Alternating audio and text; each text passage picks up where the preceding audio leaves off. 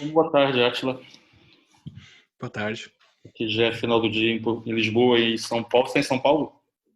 Sim, sim, São Paulo. Estou em São Paulo e 1h30 da tarde. Você já almoçou? Ainda não, eu tô almoçando tarde nessa rotina de pandemia agora. Pronto. Boa introdução para o assunto, Átila. Vamos falar um bocadinho do que é a vida de uma pessoa que é um virologista, né? E que, além do mais, é um comunicador e que, de repente, calhou, né, uma pandemia, né? Isso não acontece todo dia, né? Tem que ter muita Não, sorte, não. né? Mas antes de chegar aí, eu diria que a gente pode dividir a conversa em três áreas, né? A gente vai chegar nesse tema mais quente, né? Mas a gente vai começar, normalmente a gente começa por uma parte, entre aspas, mais fria, que é o próprio convidado contar o seu percurso, ou seja, da onde que veio e como é que fez para chegar até aqui, profissionalmente, pessoalmente, mas como é que alguém um dia decide ser biólogo, por exemplo. Perfeito, perfeito. Bom, eu vou fazer uma biografia resumida aqui então. Eu sempre À quis fazer vontade. biologia, sempre gostei muito. Desde quando eu descobri que estudar seres vivos era uma área de pesquisa, era uma área de conhecimento chamada biologia.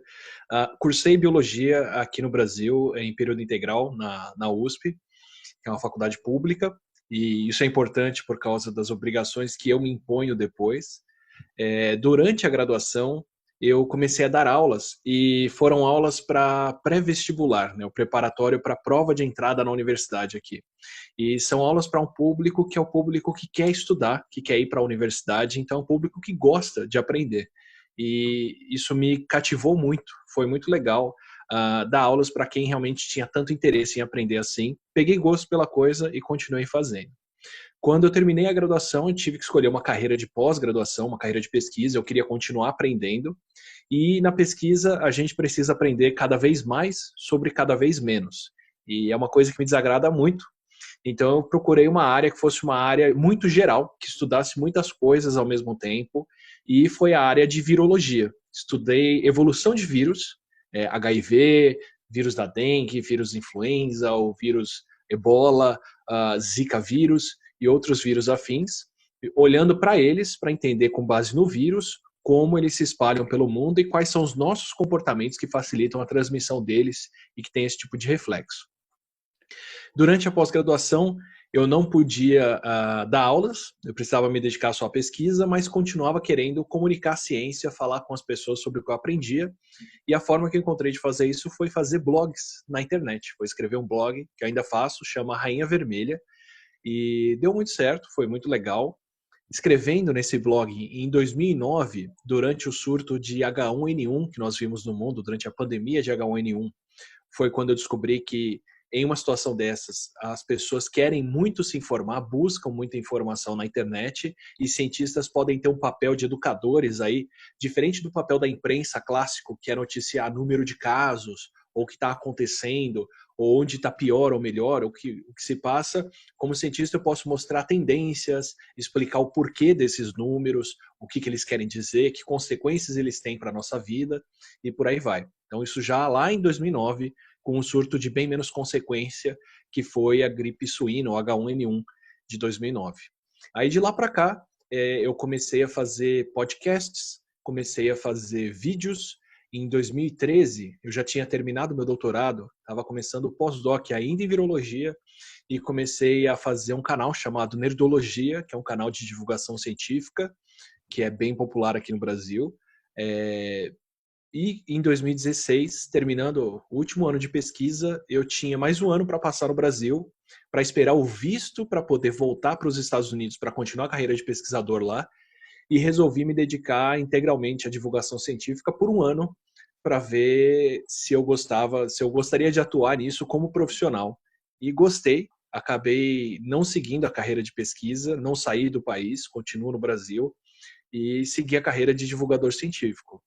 De lá para cá, criei um outro canal, que é o meu canal pessoal, é o canal Atilia Marino, que é onde eu tenho falado de coronavírus, Covid, pandemia agora, usando a mesma abordagem, dando aulas, explicando o que acontece, por que temos esses números, para onde o país anda, o que a gente precisa fazer para se prevenir, por aí vai.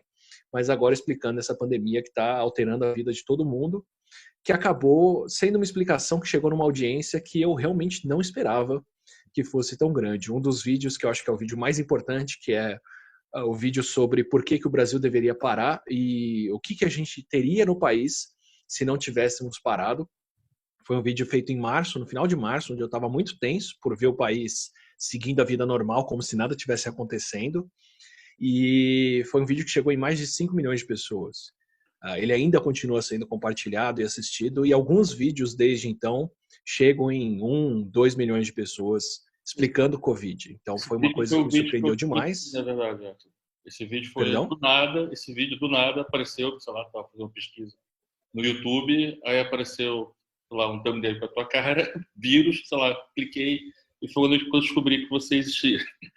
E, Pois é. mas assisti inteiro, ou seja, isso tem a ver mais com a segunda parte da conversa, mas tem a ver com essa primeira, com esse lado mais comunicador. Quero falar um bocadinho mais sobre isso, né? Mas vi inteiro, e eu acho até que exatamente, quando eu tropecei no vídeo, ele estava ao vivo, né? Era uma live, não era? Era. É muita coincidência, então eu estava no meio, mais ou menos. Depois que eu voltei para ver inteiro, e depois eu até partilhei com todo o pessoal da empresa, que até está assistindo aqui agora, dizendo assim, olha, assistam isso porque está bem explicado. Aí tem esse lado comunicador, né? Você falou, você gostou de comunicar, mas você sabia que você tinha esse grau de empatia tão forte com as pessoas? O grau de empatia, sim, por causa do cursinho. O cursinho eu acho que é o preparatório pré-vestibular aqui. As aulas têm que ser dinâmicas, têm que ser rápidas, têm que ser interessantes, senão as pessoas dormem. Quando eu dei aula, eu era o mais novo da sala. Eu tinha 17, 18 anos lecionando e os alunos tinham 30, 40, 50. Eles chegavam do trabalho para assistir uma aula no fim do dia. Então, se a aula fosse desgastante, se ela fosse chata, as pessoas dormiam por cansaço mesmo. Eu tinha que fazer uma aula interessante. Então foi um treino muito intenso, todo dia, 5 dias por semana, para 4 aulas diferentes por dia, treinar essa empatia, ser acessível, deixar as pessoas entenderem o que eu estou falando e por aí vai. Na internet é muito mais difícil porque a gente não tem como ver o rosto de quem está do outro lado, né? Ainda acho estranho estar conversando com vocês assim, sem ver se vocês estão balançando a cabeça, estão concordando, discordando do que eu falo aqui. Então, eu me baseio demais nesse treino que eu tive ao vivo, presencial, dando aulas. A empatia eu sabia que eu tinha porque é a minha vocação, eu gosto de fazer e treinei bastante. O que eu não sabia que eu teria era a responsabilidade, que é uma coisa muito diferente hoje em dia. Vamos pegar então pela responsabilidade, que é automaticamente você... Seu canal, depois eu pesquisei e vi, seu canal já tinha muitos bilhões de views e inscritos, né? Mas você chegou a um público diferente, né? E chegou Completamente. no momento em que num país, no Brasil, aonde as pessoas são a favor ou contra coisas que não faz o menor sentido você ter torcida, né? Então, de repente, você virou a favor da epidemia ou a favor da pandemia para o pessoal mais da direita, da extrema direita. Isso pesou. O que eu espero na minha cabeça é que seja a favor das vidas. Possivelmente é o que você é, eu diria, né? Mas como a coisa está muito polarizada, eu vou acompanhando o debate. E aqui também o Brasil virou notícia de hora em hora aqui em Portugal. As pessoas realmente estão muito curiosas de saber o que se passa aí, por vários motivos, mas um deles é porque é muito estranho ver o comportamento da massa dos brasileiros nesse momento, né? Mas você tem sentido muito isso na pele? Tem sido atacado? Completamente, completamente. Eu passei muitos anos me preocupando com como eu me comunico e tentando me manter em uma postura neutra e acessível. A minha ideia sempre foi falar de ciência para o maior número possível de pessoas e, dada a polarização mundial hoje ideológica, falar para um número grande de pessoas também exige que se tome cuidado, que evite se falar de certos assuntos, que não se posicione politicamente, e por aí vai. Mas eu não vejo problemas, porque, como eu disse, o meu ponto é educar quantas pessoas eu puder. Isso foi uma sorte para mim, porque agora, com o grau de atenção que eu recebi, eu estou tendo um escrutínio muito maior, muito maior. O que acontece muito no Brasil agora é que a presidência e lideranças locais estão tomando esse tipo de alinhamento partidário em relação à Covid. Então, se você é a favor de isolamento, você é contra a esquerda, é contra a direita, ou não sei, qualquer coisa assim. E acabei ganhando essa atenção e essa responsabilidade, eu acredito que, infelizmente, porque não existe um grande posicionamento público sobre a Covid, não existem figuras públicas explicando o Covid para a população com esse alcance e dessa forma. O que acontece é que eu também passo a ter esse mesmo tipo de atenção e de exigência desse tipo de figura pública. Então, já vasculharam meu passado, já ameaçaram a minha família, eu virei alvo de perfis falsos no Twitter, no YouTube, em outros lugares, já tentaram encontrar informações erradas que eu passei antes, para minha sorte não tinha, tentaram encontrar mentiras no meu currículo, para minha sorte não, eu sempre me preocupei em ser bem claro com a minha formação, então todo tipo de ataque ideológico, pessoal, ou mesmo as ideias que eu propago, vem acontecendo, já tentaram desqualificar os estudos que eu cito, e todo tipo de coisa, mas infelizmente para o mundo, felizmente nesse assunto, a um custo humano muito caro, com a Covid a realidade aparece muito cedo, né? Então quando as pessoas questionam o que eu falo, os números, os estudos, tudo que eu preciso fazer é esperar, porque em uma semana ou duas a realidade se apresenta e o que estava certo se confirma. Então, triste porque isso acontece a um custo de vidas muito grande, mas em relação ao assunto, pelo menos, é muito rápido mostrar onde eu estava certo e onde eu estava errado, e infelizmente, de novo, pelo menos em relação às previsões pessimistas aqui no Brasil, eu sigo acertando. Como esse público, que é um público muito tem publicitários, pessoas de marketing, jornalistas, esse aspecto da comunicação me interessa. Mas queria aproveitar, já que você está aqui, né, e aproveitar seu talento em comunicar, né, em ser divulgador científico, né, você poderia falar um bocadinho sobre o tema mais geral, né? As pessoas não sabem o que é um vírus, né? Você tem noção disso, né? Uhum. E Sim, eu tenho certeza que a nossa audiência nesse momento, assim, 80% não faz ideia de que é um vírus e pensa que o vírus é uma bactéria. Você pode explicar a diferença para eles? Claro, claro.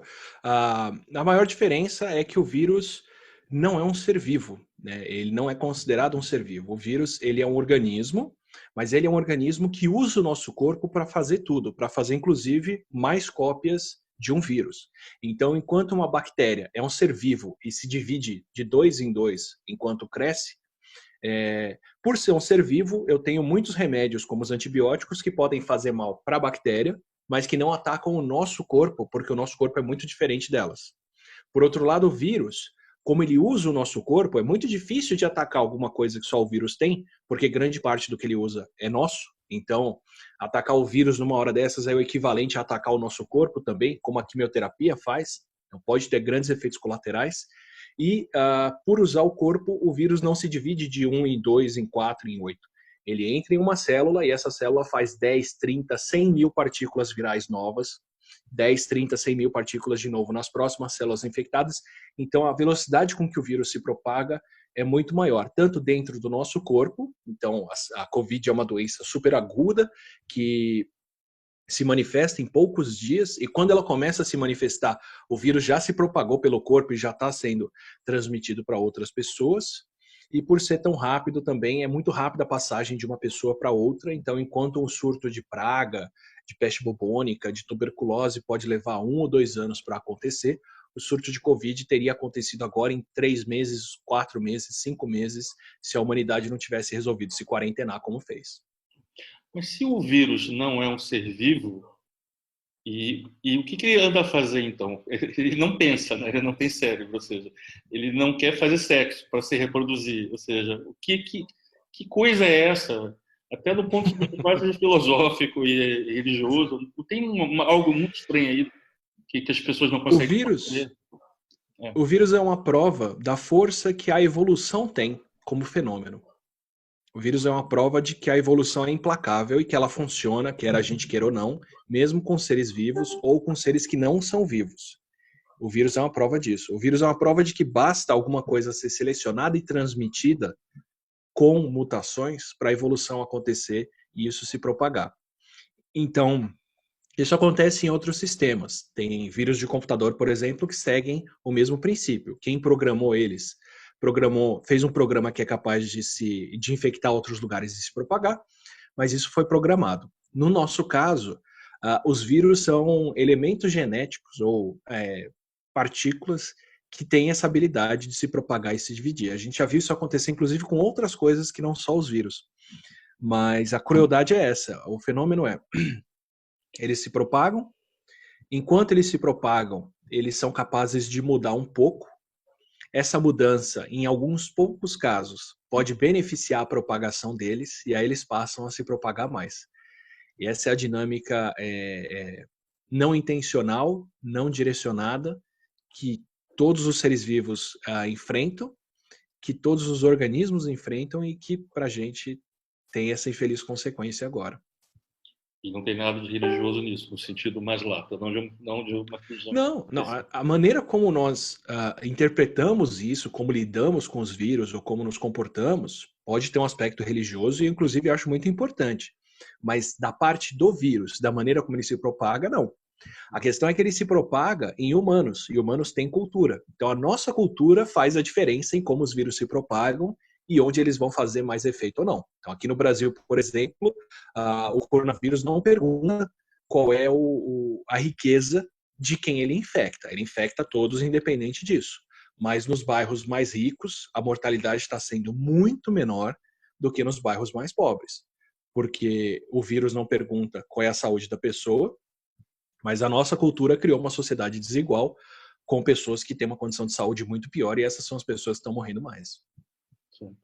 E com relação ao momento dessa epidemia, ou seja, há uns 2, 3 meses atrás, 4 meses atrás, eu assisti sua live com o Drauzio, e obviamente que no começo do ano ninguém percebia nada desse vírus específico, né?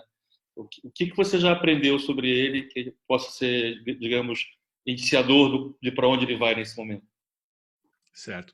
Tem muitas coisas que já aprendemos que indicam para onde ele vai, mas eu acho que tem uma coisa do começo que é o que fez a maior diferença. E eu não era um assunto que eu queria discutir tanto na live com o Drauzio, porque o foco ali era outro, era o de saúde, falar do nosso sistema de saúde e outras coisas, mas é o que eu acredito que faz a maior diferença agora para como os países lidaram, que é o quanto os países acreditaram ou levaram a sério o que a China falou que estava acontecendo.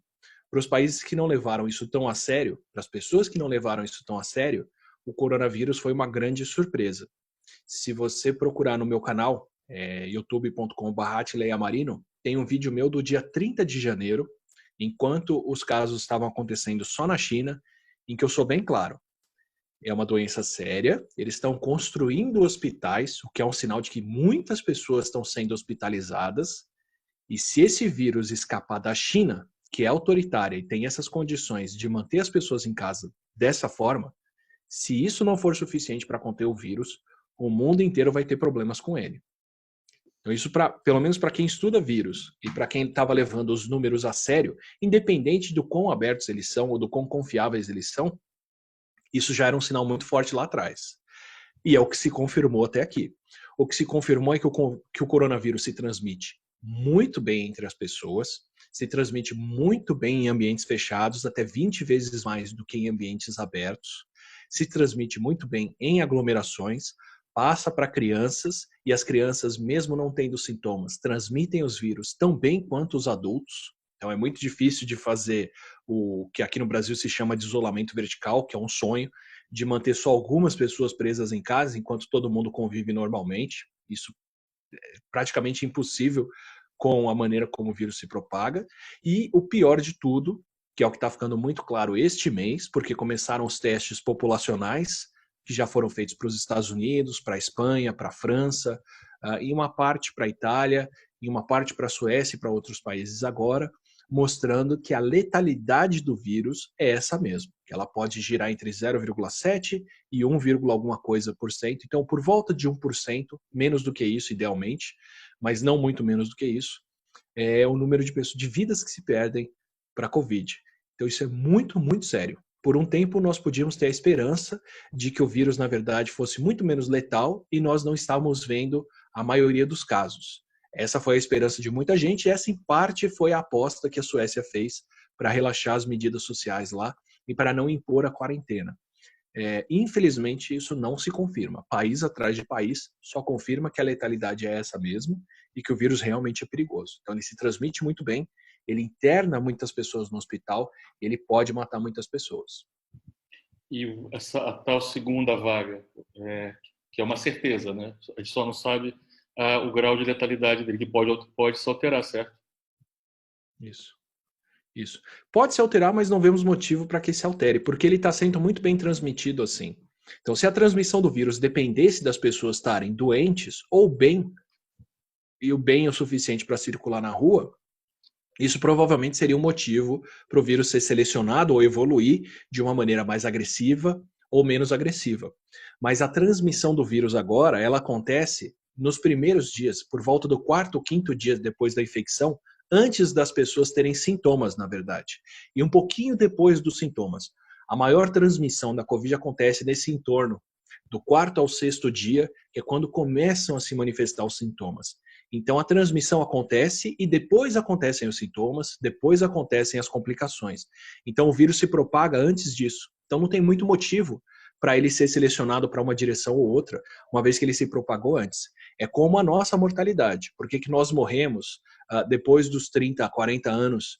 E por que existem fatores genéticos que dão uma propensão maior ou pior para as pessoas terem câncer, infarto e outras coisas depois dessa idade?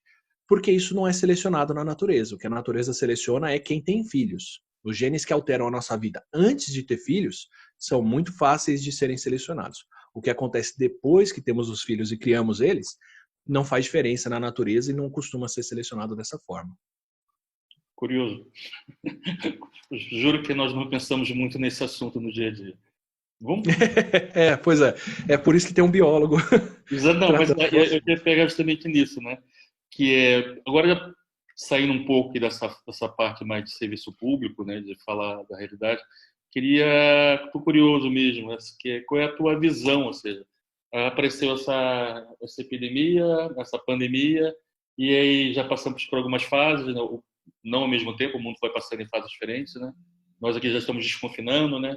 E aí há 2 meses atrás, quando a gente estava se fechando, né? As pessoas estavam alegres e até pensando assim, vamos todos nos reaproximar e o mundo será mais bonito e o Rio Tejo será de chocolate, porque a gente vai aprender a fazer as coisas bem.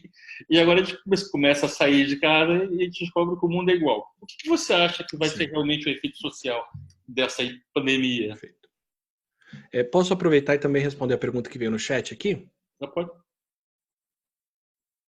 Porque eu acho que dá para juntar as duas coisas. Pandemias, nós sempre tivemos na história da humanidade. E elas geralmente foram muito mais sérias do que essa de agora.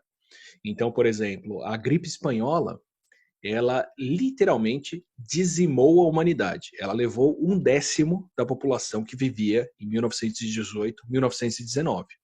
De uma forma desigual, teve lugares onde morreram muito mais pessoas, como foram os inuits, como foram alguns povos africanos, como foram alguns povos indígenas,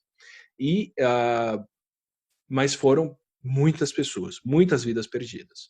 Pandemias passadas que aconteceram, como a peste bubônica e outras, chegaram a levar 20, 30, 40% da população das regiões mais atingidas. Com esse tipo de comparação, a Covid não é uma doença tão grave. Ela leva por volta de 1 a 2% das vidas, levando em conta outras coisas que acontecem ao redor, não só quem foi infectado pela Covid, mas pela falta de atendimento hospitalar e outras coisas nos lugares mais atingidos.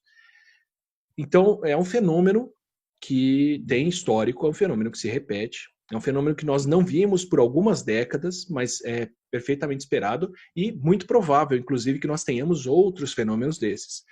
Entre 2013, entre 2012 e 2017, a China conteve outros 3 ou 4 surtos de gripe aviária, que é uma infecção que mata por volta de 40% das pessoas que são infectadas.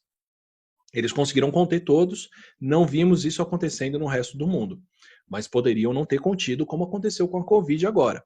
Então, isso para falar de um país que testa e acompanha essas epidemias acontecendo. Não sabemos quantos outros começos de uma pandemia não tivemos ao redor do mundo que foram contidos a tempo, como aconteceu, por exemplo, com o Ebola na costa oeste africana em 2014 e depois com alguns casos em 2016. Então, convivemos com isso há muito tempo. A questão que eu acho agora é como a humanidade se informa sobre isso e como nós escolhemos agir com base nas informações. A grande maioria dos países escolheu agir proativamente, se fechar e não deixar o número de casos aumentar o suficiente para saturar o sistema de saúde, para todo mundo ter problemas, e fazer isso por um tempo indefinido, de certa forma, até termos ou vacina ou um tratamento eficiente. Perdão.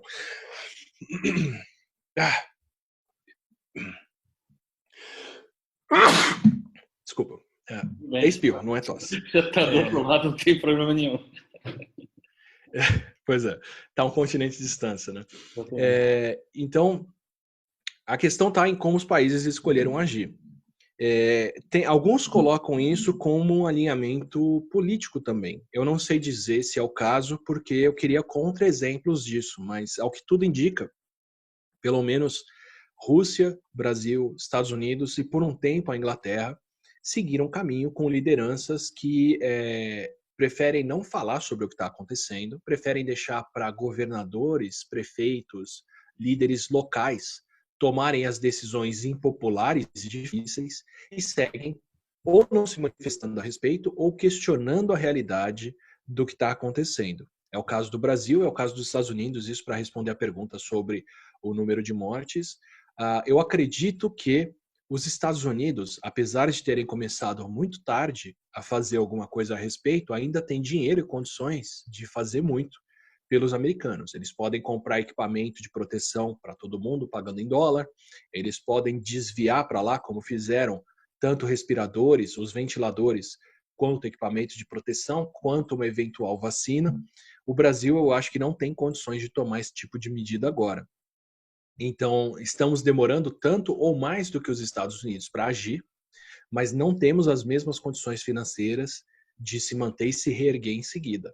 Então, eu acredito que o Brasil caminha para um cenário pior do que o americano, na verdade, porque temos menos condições de responder como eles responderam, apesar de terem respondido tarde.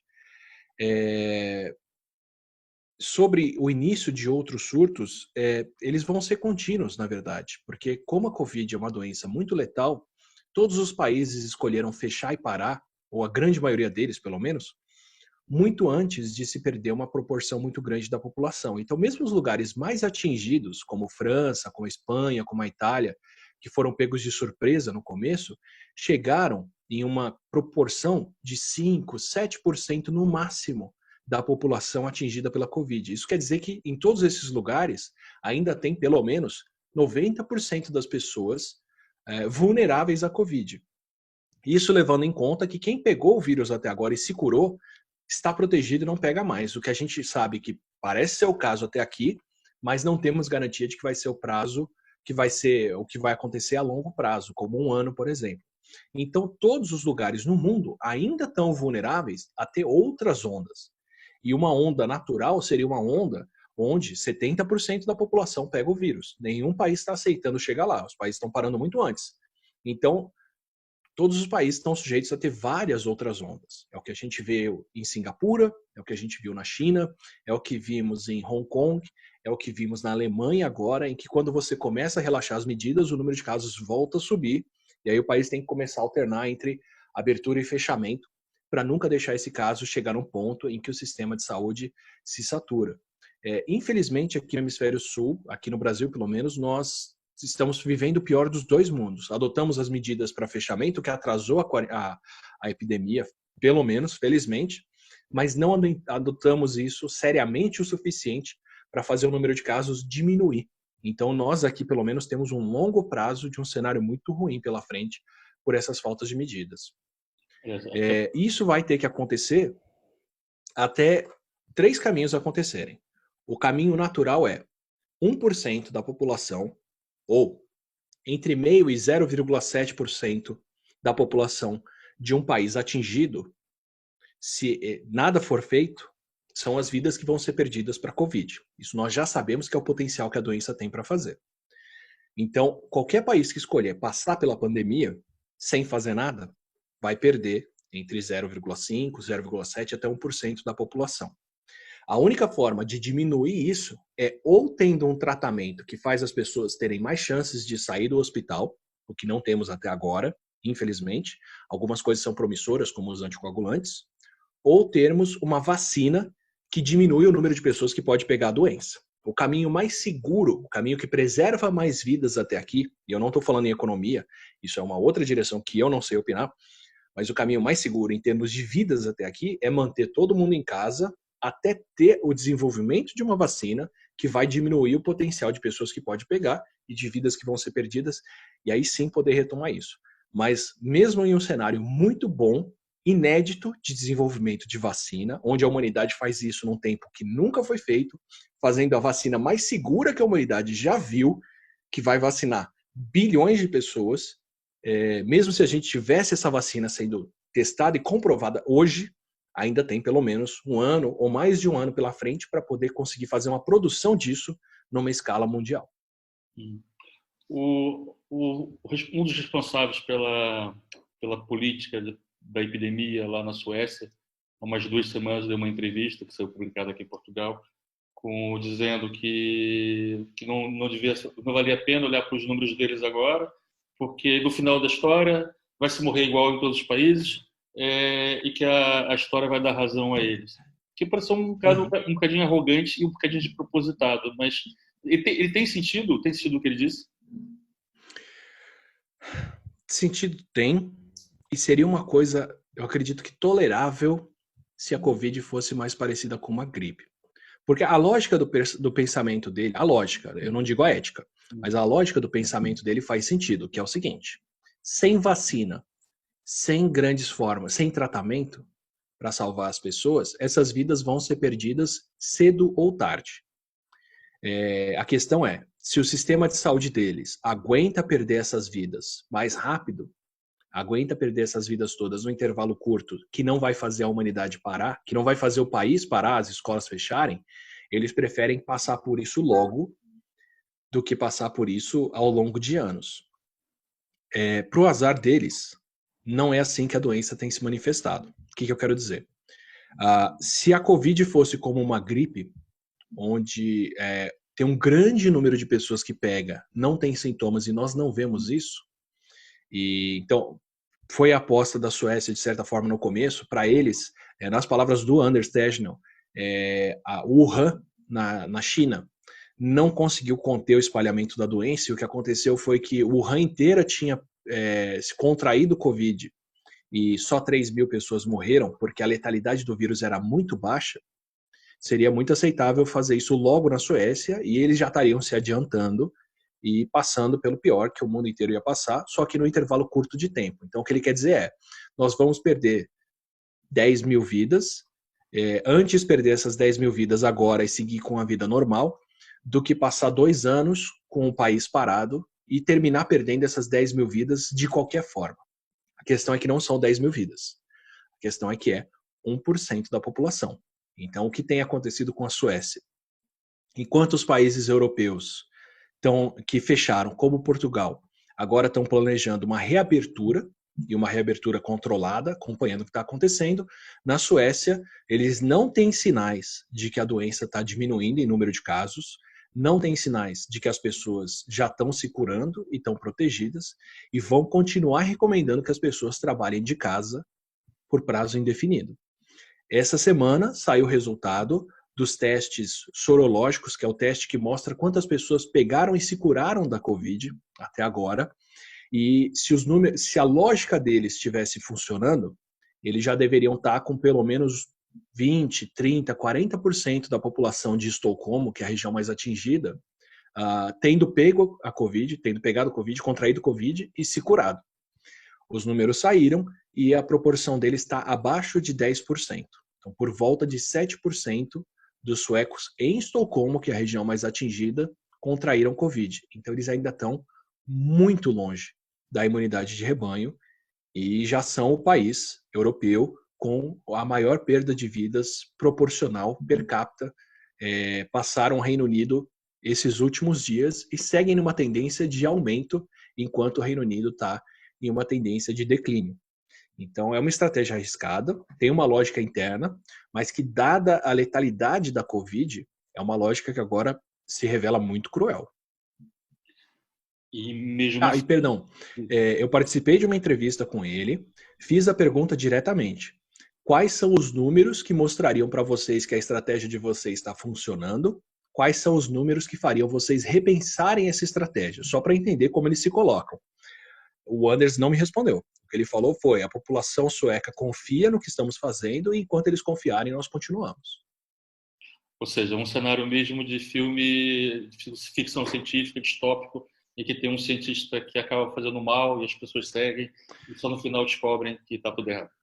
Pode ser isso. Eu não sei dizer se fazendo mal, mas porque eu não acho também que eles estão tentando fazer alguma coisa nociva, mas eu acho que apostando em uma questão que é arriscada e é uma aposta que nós vemos cada vez mais claramente que não vai ser boa para eles. E aproveitando então só essa minha metáfora descabida, você gosta de ficção científica? Gosto. Acompanho pouco porque eu estudo mais, mas gosto muito. E gosta de distopias, especificamente esse gênero de ficção científica? Acompanhei vários e estou realmente impressionado como um aspecto que sempre falaram na ficção tem se manifestado, que é o aspecto de que numa situação dessas os humanos são o maior problema e não a doença. Você chegou, sim, concordo. E você chegou a ver, por exemplo, o filme lá, O Contágio, né? Que tem. Sim. Eu fui rever agora, na verdade, eu fiquei impressionado com como batia certo. O comportamento dos Então, humanos, totalmente. o filme Contágio, em especial, ele está mais próximo de um documentário até do que um filme. É claro, é uma versão dramatizada, tem uma história de ficção por trás, mas o consultor científico deles, que é o Ian Lipkin, que é o médico da Universidade de Columbia, em Nova York, ele trabalhou muito presente no filme. Eu acompanhei através de um podcast de virologia a conversa com ele antes do filme sair. Então ele estava contando que participava de um filme que teria uma ciência muito próxima da real. Os procedimentos que eles usam no filme são procedimentos muito parecidos com o que usamos. Os vírus que ele usou para se basear no que aconteceria com a doença do filme são vírus reais, como Nipah e Hendra, que são vírus respiratórios que causam problemas nervosos, como os problemas do filme. Não num intervalo tão curto, porque o filme precisa ser mais dramático, mas até numa proporção parecida com aquela. E até a maneira como eles dão a vacina e outras coisas é muito próxima do real, sim. Para nossa sorte, a Covid não é uma doença que mata 20% das pessoas, porque se fosse, eu não acredito que o cenário do filme é muito diferente da realidade, não. Talvez fosse pior, não dá pelas tantas, né? Com certeza. Para te dar uma diferença, a Covid é uma doença que se passa a cada 4 ou 5 dias, de 4 a 6, 5 dias em média, e é uma doença que, como eu disse, interna por volta de 20% das pessoas, mas mata menos de 1% delas, quando todos têm atendimento médico, para uma população com uma faixa etária normal. Quando tem mais velhos é diferente. A gripe aviária, H7N9, é um vírus que tem o potencial de ser propagado a cada 3 dias, porque o vírus da gripe se reproduz mais rápido no corpo, quando bem adaptado, e é uma doença que pode matar até 40% de quem pega. Isso quer dizer que ela hospitaliza muito mais gente. Se enfrentássemos uma doença dessa agora, a humanidade já estaria num ponto muito diferente. Pessoas que querem fazer perguntas diretamente para o Átila, daqui a pouquinho eu vou abrir aqui o microfone e vocês podem perguntar, tá bem? Sejam perguntas rápidas e que no final tem uma interrogação, que às vezes as pessoas esquecem. Mas ainda antes de abrir, para as pessoas se prepararem psicologicamente para perguntar, eu ainda queria falar um pouquinho mais sobre o seu percurso mesmo, né? Eu perguntar, inclusive, se você gosta de ficção científica, porque eu quero, quase que mudando de assunto, mas o canal Nerdologia, né? Aí você, ao fazer um canal desse, você se assume como um nerd, o que pressupõe um bom sentido de humor, não? Sim. A ideia do Nerdologia, na verdade, primeiro ele começa dentro de um canal nerd já, que era o canal do Jovem Nerd, que é um grupo de mídia grande, muito forte, com bastante tempo aqui no Brasil. E a minha ideia ali dentro é a seguinte: existe um perfil mundial de quem consome ciência na internet. São 3 grandes grupos.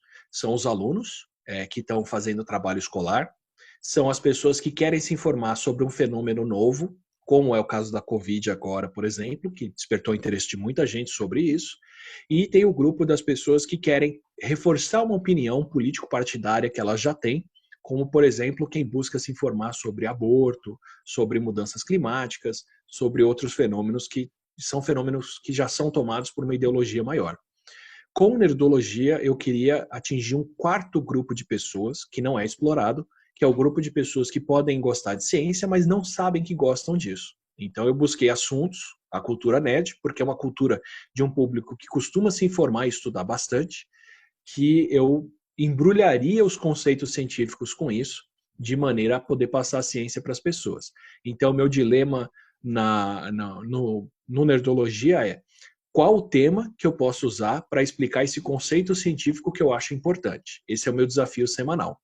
No meu canal pessoal, que é um canal onde eu falo com pessoas mais adultas e falo de questões de vida, eu já sei que as pessoas têm interesse nos assuntos porque são assuntos importantes para a vida delas. Aí a minha questão passa a ser como eu uso a ciência para explicar esse fenômeno que é importante para as pessoas. São duas direções opostas E para explicar a ciência nos dois canais. não há aqui problema dos públicos, não há uma coisa, não pode tirar a credibilidade da outra. Pergunta, né, no fundo, tem causado algum problema? Não. Acho que o maior problema, e é uma escolha pessoal minha, é o quanto eu exijo de conhecimento de quem assiste os meus vídeos. O Nerdologia não é um canal acessível para quem tem um ensino ruim, o que é o caso de muitas pessoas no Brasil. Então, ele é um canal excludente, de certa forma, porque eu já parto do pressuposto de que quem assiste tem um bom ensino médio e tem uma boa formação. E o meu canal pessoal também não tem sido um canal muito acessível. Em alguns vídeos eu sou bastante acessível, mas tem muita coisa ali que já demanda uma explicação mais complexa. Então, mesmo os vídeos de coronavírus que eu faço, da Covid, são vídeos populares, são vídeos que chegaram a 5 milhões de pessoas, mas não são vídeos simples, não são vídeos acessíveis. Eles têm mais de 1 hora, eu uso gráficos, eu uso explicações, eu uso conceitos complicados, eu apresento contas e outras coisas. Então, mesmo assim, esse eu acho que é a grande limitação que eu tenho, mas é a forma que eu escolhi atuar, que é poder educar quem já tem uma formação para se educar mais. E você já é reconhecido na rua, já tem criança que chega e pede autógrafo? Isso já tem um bom tempo. Eu sou muito mais reconhecido em universidades, na verdade, em escolas. Agora, com a Covid, as poucas vezes que eu saí para ir na farmácia ou no supermercado aqui, eu fui reconhecido. Pois é, tem esse detalhe, né, que a pessoa fica famosa no momento que está toda a gente em quarentena. Realmente não dá muito jeito. Não tinha pensado nisso. Olha, eu vou abrir aqui o microfone para quem quiser Perfeito. perguntar alguma coisa, tá? Ver se eu consigo fazer isso. Olha, então assim, eu estou permitindo quem não quer perguntar não precisa ligar o microfone para não causar aqui muito ruído. Mas já permiti. Alguém quer perguntar alguma coisa? Eu tenho uma pergunta aqui que foi escrita por Edgar Marcondes, que quer saber se há alguma relação da Covid com a doença de Kawasaki. Sim.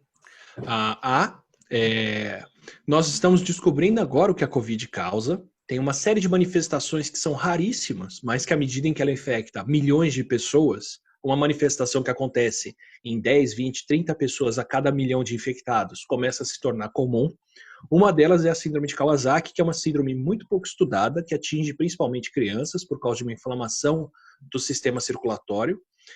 Não sabemos muito sobre ela, porque ela é tão rara, mas agora, infelizmente, com tantas pessoas doentes com a Covid, esse número chega a aumentar. Então, algumas síndromes, como essa inflamação do sistema nervoso, do sistema circulatório, como a inflamação do sistema nervoso, que é a síndrome de Guillain-Barré, e outras que são raríssimas em outras doenças, começam a aparecer com a Covid. É normal, é triste, mas é comum a gente começar a descobrir novas manifestações à medida em que a doença se propaga tanto. Aqui no Brasil, nós sabemos quais são os sintomas da dengue, porque ano sim, ano não, mais de 1 milhão de brasileiros pega a dengue. A Covid é a primeira vez que isso acontece em qualquer lugar do mundo. Descobri também naquela live com o Drauzio que você fez a questão da gordura, do sobrepeso, né? Pois é, eu também. Que o vírus se esconde nas moléculas de gordura, é isso? Segundo ele, nas células que armazenam gordura, mas é totalmente novo para mim também. Enfim. Então, alguém ia perguntar uma coisa. Eu gostaria de fazer uma pergunta, Átila. Boa tarde. Boa tarde. Você falou sobre o anticoagulante.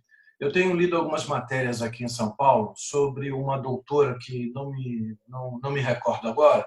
Ela trabalha no grupo do Sírio-Libanês, que é um enorme hospital aqui em São Paulo, e ela tem dito que ela tem tido resultados muito bons porque, de acordo com as pesquisas, parece que o vírus acaba criando algum tipo de problema nos alvéolos e gerando esses coágulos que criam uma dificuldade respiratória.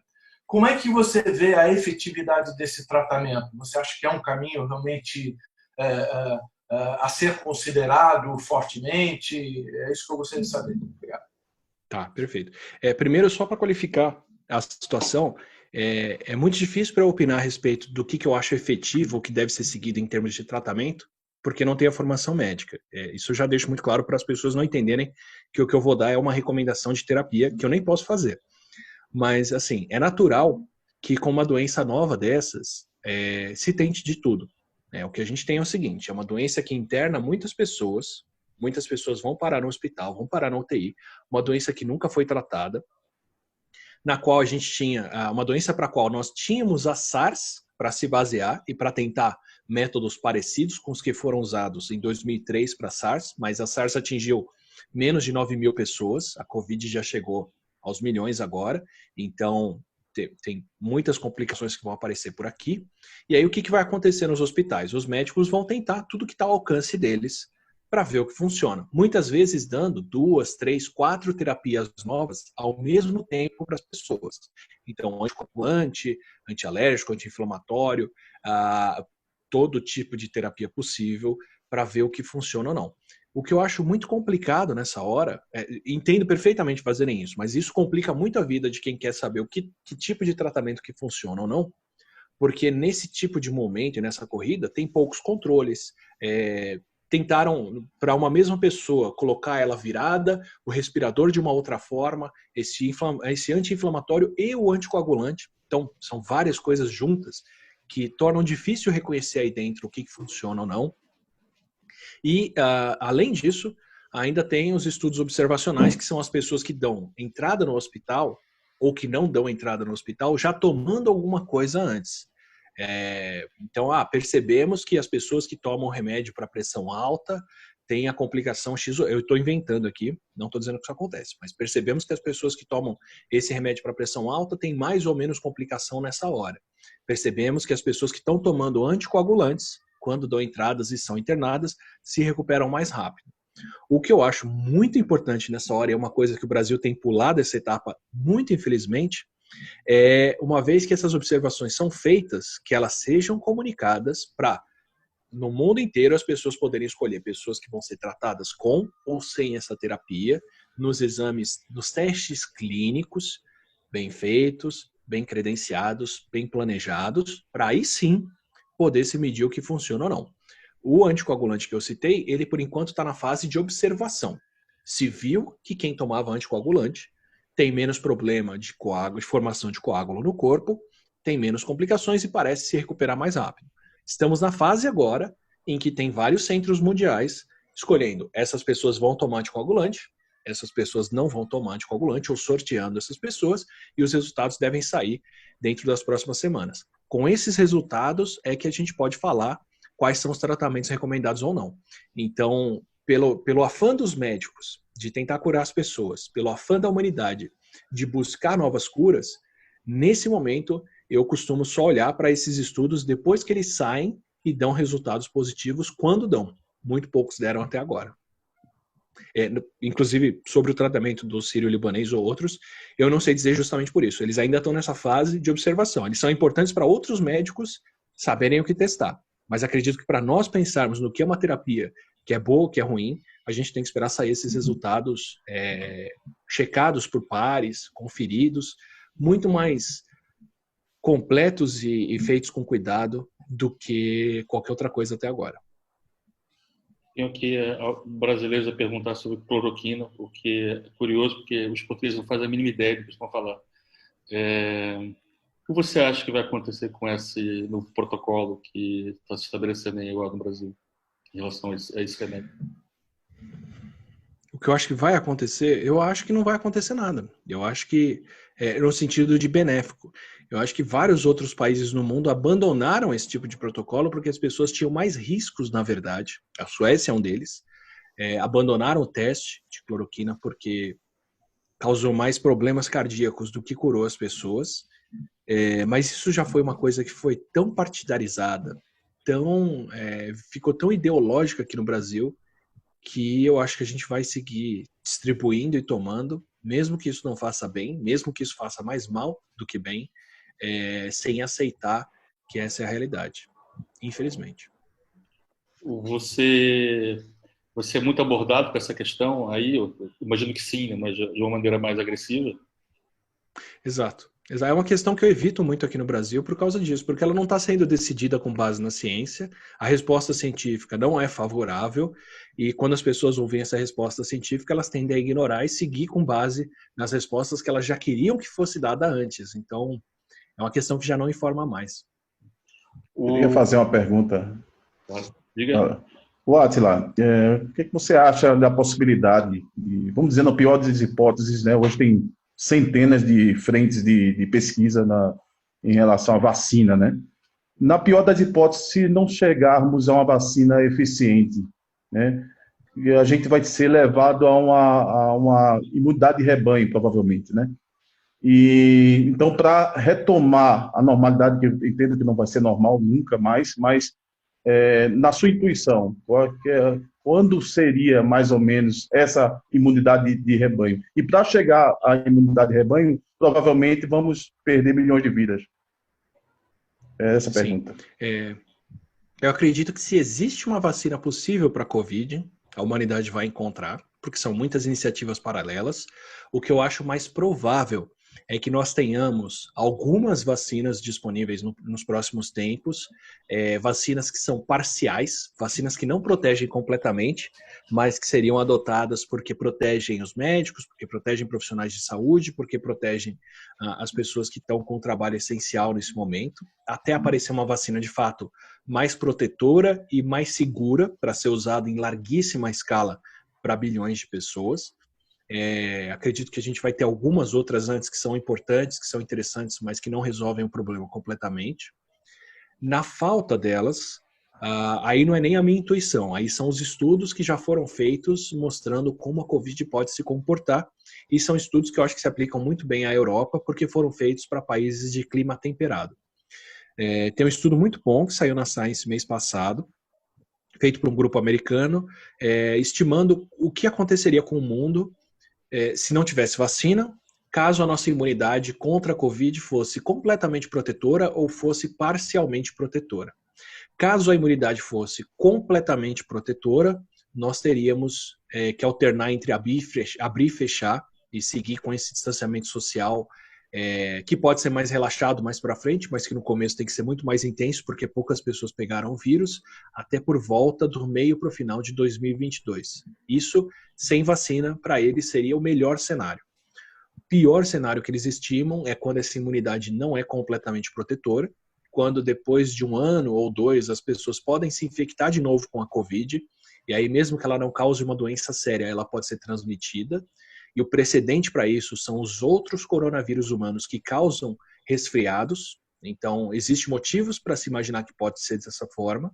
E que se for dessa forma, se a imunidade não for completamente protetora, nós teríamos que alternar, abrir e fechar e conviver com a doença até 2025. Isso segundo a estimativa deles, que foi feita para países temperados. Não sei dizer para outros países. Nem acho que é um cenário muito legal pensar como nós aqui, por exemplo, no Brasil, lidaríamos com isso, tendo que avisar os governantes agora que esse problema vai durar tanto tempo. Eles já não estão sabendo lidar com isso para o fim do ano. Não sei o que seria ter que falar para eles que, olha, esse problema vai durar alguns anos, pelo menos. Okay. Obrigado. Uma última pergunta? Alguém quer perguntar alguma coisa? Não? Então, deixa eu perguntar então. Obrigado. Então, quem te perguntar, eu vou outra vez fechar aqui o áudio, tá? Que é para... Estamos realmente chegando aqui no final, não queria abusar da sua disponibilidade. Algumas perguntas aí enquanto Átila comunicador, né? Você é um divulgador científico, você decidiu lá atrás fazer isso e agora apareceu essa necessidade, né? A demanda é muito grande, né? Mas dá para viver disso? Dá para viver de divulgação científica no Brasil? Eu não consigo dizer que dá, Eu vivo disso, mas eu não consigo dizer que dá porque o meu caso é muito único. Eu vivo disso, eu vivo muito da publicidade que se tem no Nerdologia e que eu teria no meu canal se a vida tivesse seguido normalmente. Vivo de produção de material didático, de produção de cursos e outras iniciativas dessas, mas sou uma exceção. Tem muitos outros comunicadores no Brasil, divulgadores, nenhum deles tem esse alcance ou trabalha dessa forma. Então, não consigo dizer que é possível, né? Quando tem uma ou duas pessoas fazendo aquilo só, eu não consigo dizer que é um modelo que dá para ser seguido. Mas dá para viver como comunicador, sim. Tem vários comunicadores aqui no Brasil que vivem de palestras, que vivem de cursos, de outras coisas. Talvez seja um caminho interessante lá para frente. Eu sempre tentei seguir o caminho mais de ensino e divulgação, porque é o que me apela. Então, me vejo mais fazendo livros e outros materiais. E por muito tempo busquei aqui no Brasil colaborar com grandes centros ou centros que dependem de comunicação e gostariam de falar de ciência, ou centros científicos que precisam aprender a se comunicar. Então, trabalhei muito com universidades aqui no Brasil para produzir cursos e material de divulgação, e trabalhei um pouco com empresas aqui que fazem comunicação e precisavam de um braço científico. Ainda acho que é um mercado muito bom para se seguir e que eu gostaria muito de explorar. Nunca pensou em dedicar essa ficção, não? Não tenho essa vocação, eu não tenho essa imaginação toda, não. Eu sou bom para criticar a ficção e para extrapolar a ciência dela, mas não para produzir. Vou te revelar, 90% das pessoas que se dedicam à ficção não tem o menor talento para coisa, o que não impede. Ok, então vamos dizer assim, além de não ter talento, ainda tem um senso crítico muito grande. Tá bom, tá bem. Uma pergunta aqui, mais geral e mesmo a última, que é uma coisa que eu li no meio do processo, no meio da quarentena, né? Que alguém escreveu que a reação que a humanidade teve a essa pandemia em específico, né, muito ligada ao fato de que nós estamos uma sociedade ligada, interligada no mundo inteiro, devido à comunicação, devido à internet, enfim, e que a nossa reação foi a de um ser vivo, de um único ser que reagiu a uma ameaça em conjunto. Daí, tão rapidamente, alguns países ter aceitado se trancar. Portugal foi um deles.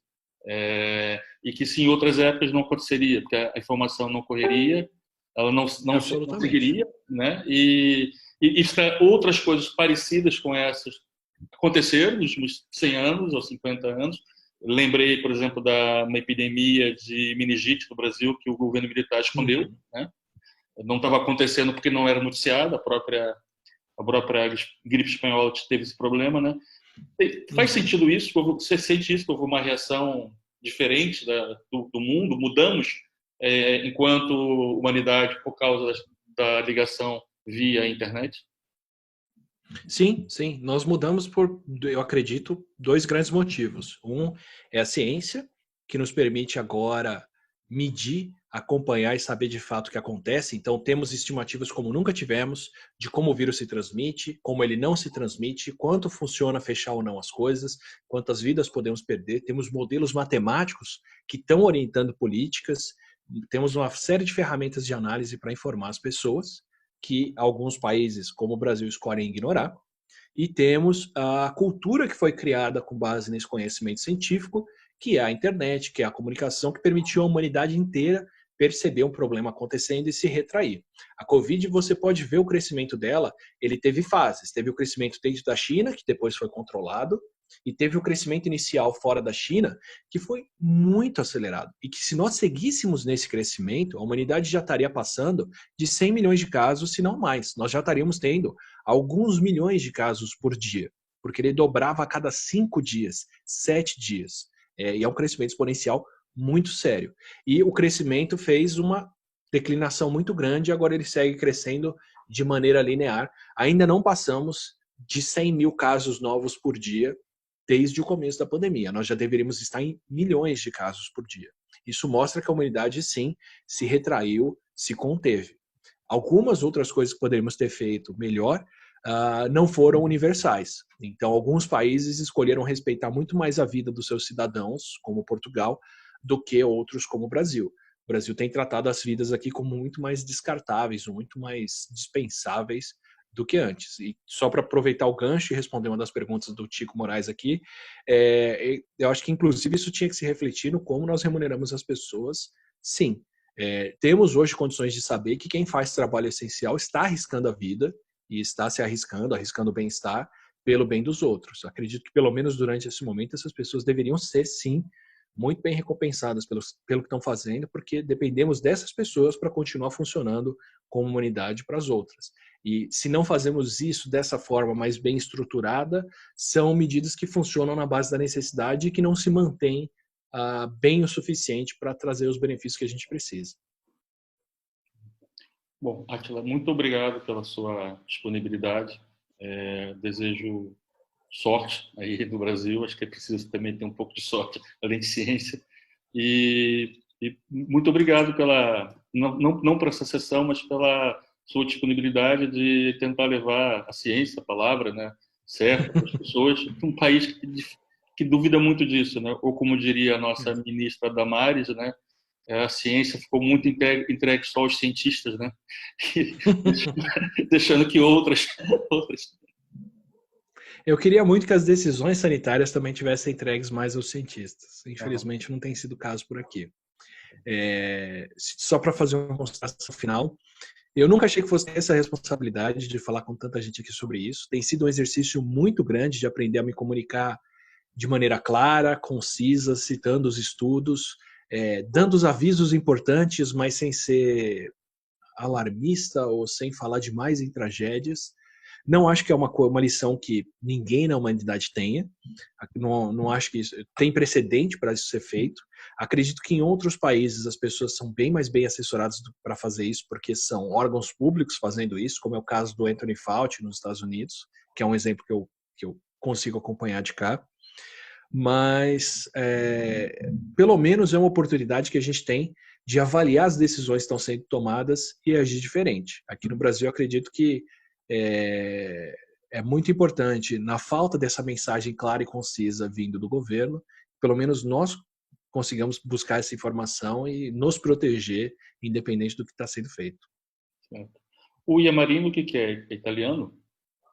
Italiano. Inclusive, o pessoal na Europa acha um absurdo eu ter um sobrenome italiano e o nome de um invasor que quase entrou em Roma. Foi. Bom, e Portugal você conhece? Conheci Lisboa, passei alguns dias aí num evento em 2017, gostaria de conhecer muito mais e tenho planos de visitar em bem pouco tempo. Pronto. Então, quando eu passar por Lisboa, dá um toque, passa lá na nossa empresa, toma um café. Aliás, devemos um jantar, inclusive. E sinal também de que a epidemia passou, que é possível pessoas poderem se encontrar e se cumprimentarem e tomarem um café juntas ou almoçar ou jantar aqui em Portugal, come-se muito e muito bem. Tá bom? Vou dizer que, dado o nosso cenário, seria interessante visitar bem antes da gente chegar nesse ponto. Mas, com certeza. Tá bom. Muito obrigado, então. Tá? Então, por favor, Obrigado, pessoal, palminhas virtuais, para quem sabe dar palminhas virtuais. Obrigado, gente. Foi um prazer. Muito obrigado. Até a próxima. Tá? Tchau. Tchau. Até a próxima. Amigos, para a semana teremos o Luiz Silva Dias, que é o CEO da FCB Internacional, que vai também falar sobre o seu percurso, sobre a sua carreira, sobre o seu momento e sobre o mundo da FCB, né, e da publicidade durante e depois da pandemia. Então, muito obrigado por terem vindo. Voltem sempre, o preço é o mesmo, que é nada. Obrigado.